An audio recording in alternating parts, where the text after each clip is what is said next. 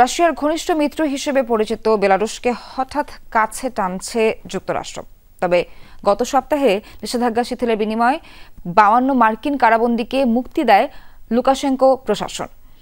এবার মস্কোর সাথে দেশটির যৌথ মহড়ায় হাজির হলেন মার্কিন সামরিক কর্মকর্তারা। এমন পরিস্থিতিতে প্রশ্ন উঠছে, প্রতিদ্বন্দ্বী রাশিয়াকে চাপে ফেলতেই কি লুকাশেঙ্কোর সাথে ঘনিষ্ঠতা বাড়াচ্ছেন ডোনাল্ড ট্রাম্প?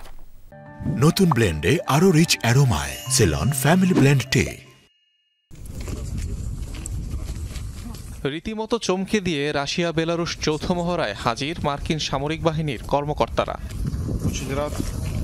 প্রকাশিত ভিডিওতে দেখা যায় বেলারুশের প্রতিরক্ষা মন্ত্রীর সঙ্গে হাত মেলাচ্ছেন যুক্তরাষ্ট্রের দুই সেনা কর্মকর্তা, যাদের নাম পরিচয় প্রকাশ করা হয়নি। পশ্চিমাদের পাত্তা না দেয়া দুই মিত্র রাশিয়া বেলারুশের সামরিক মহড়াতে উপস্থিত যুক্তরাষ্ট্রেরই দুই অফিসার, যাদের আমন্ত্রণ করেছিল মিন্স্ক।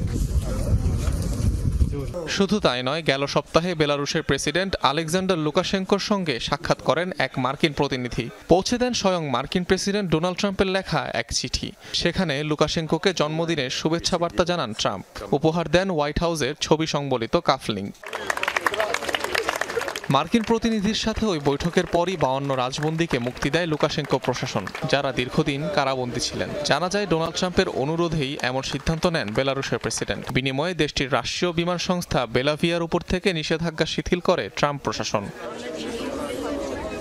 অদূর ভবিষ্যতে বেলারুশে দূতাবাস খোলার আগ্রহ প্রকাশ করেছে যুক্তরাষ্ট্র। দুদেশের অর্থনৈতিক বাণিজ্যিক সম্পর্ক পুনরুদ্ধারের প্রত্যয় ব্যক্ত করেছেন ডোনাল্ড ট্রাম্প। কিন্তু ওয়াশিংটনের মূল উদ্দেশ্য নিয়ে ধোঁয়াশা থেকেই যাচ্ছে। বেলারুশের বন্ধু হওয়ার সদিচ্ছা নাকি রাশিয়া থেকে দূরে সরানোর কোনো কৌশল, তার স্পষ্ট কোনো বার্তা মিলছে না এখনই। নির্বাচন বানচাল, বিরোধী মত দমন সহ নানা কারণে মার্কিন নিষেধাজ্ঞার বেড়াজালে জর্জরিত বেলারুশের সরকার। ইউক্রেনে হামলায় রাশিয়াকে বেলারুশের ভূখণ্ড ব্যবহার করতে দেওয়ার কারণেও পশ্চিমাদের রসানলে পড়ে দেশটি। টানা 7ম মেয়াদে বেলারুশের গদি আঁকড়ে রেখেছেন আলেকজান্ডার লুকাশেঙ্কো। অনিক রহমান, যমুনা নিউজ।